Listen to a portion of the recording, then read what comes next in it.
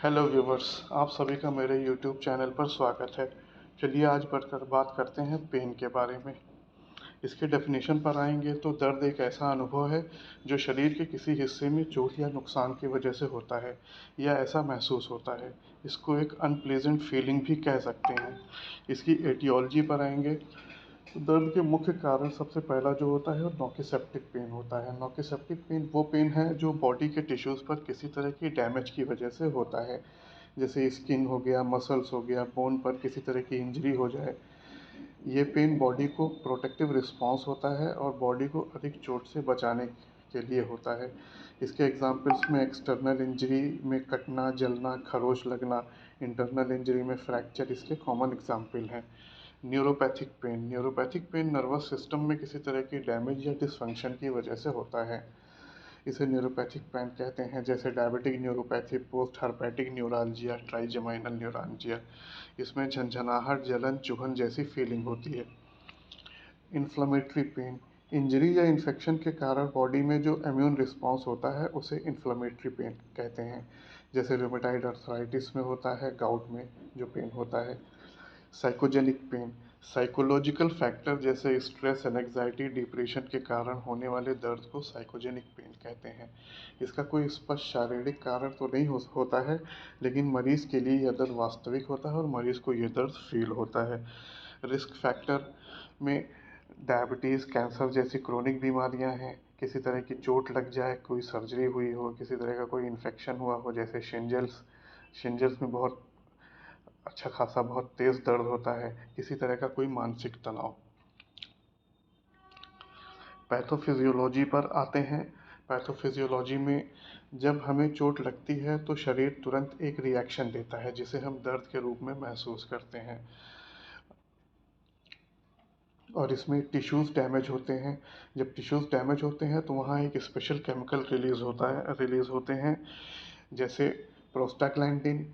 ये नर्व्स को सेंसिटिव बना देते हैं। ब्रेडिकाइनिन, ये पेन रिसेप्टर्स को एक्टिवेट करते हैं। हिस्टामिन और सेरोटोनिन, ये सूजन पैदा करते हैं और दर्द को और इंटेंस बनाते हैं। ये केमिकल मिलकर एक्टिवेट करते हैं नोकिसेप्टर्स को, यानी पेन सेंसिंग नर्व्स को।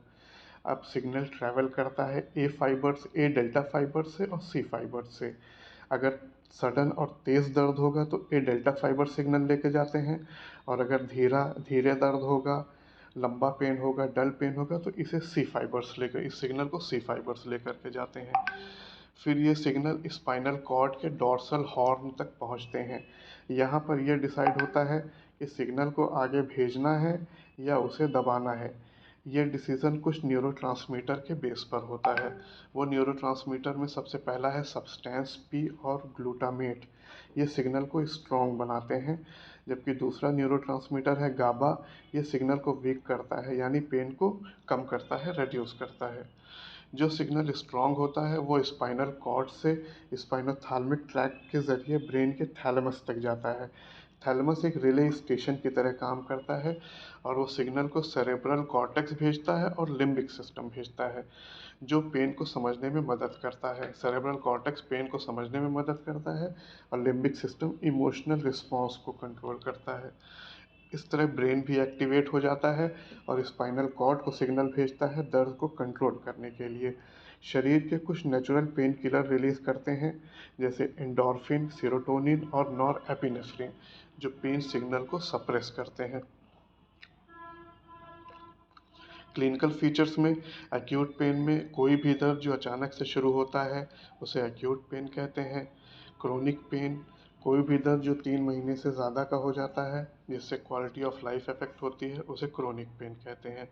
इन्वेस्टिगेशन में बेसिक जांचें होती हैं, जैसे सीबीसी हो गया इन्फेक्शन का पता लगाने के लिए, ईएसआर, सीआरबी हो गया सूजन के लिए, नर्व कंडक्शन स्टडी हो गया अगर नसों से रिलेटेड कोई दर्द हो रहा है। स्ट्रक्चरल एबनॉर्मेलिटीज़ है तो एमआरआई, सीटी स्कैन वगैरह किया जाता है। ट्रीटमेंट वाले पार्ट पर अगर आएँ तो नॉन फार्माकोलॉजिकल ट्रीटमेंट में फिजियोथेरेपी करवाई जाती है। फार्माकोलॉजिकल में अगर माइल्ड पेन हो रहा है तो पैरासीटामॉल 500 से 1 ग्राम तक दी जाती है एवरी 6 to 8 आवर्स। ये ब्रेन में कॉक्स एंजाइम को ब्लॉक करता है। मॉडरेट पेन है तो आइबुप्रोफेन 400 to 600 mg दी जाती है हर 8 घंटे पर। यह सूजन और दर्द को कम करता है। सीवियर पेन में, गंभीर दर्द में ट्रामाडोल 50 to 100 mg दी जाती है। ये नसों के सिग्नल को ब्लॉक करता है। न्यूरोपैथिक पेन अगर हो रहा है तो वहाँ पर गाबापेंटिन 300 mg बहुत इफेक्टिव होती है, जो रात में दी जाती है। की पॉइंट्स पर आए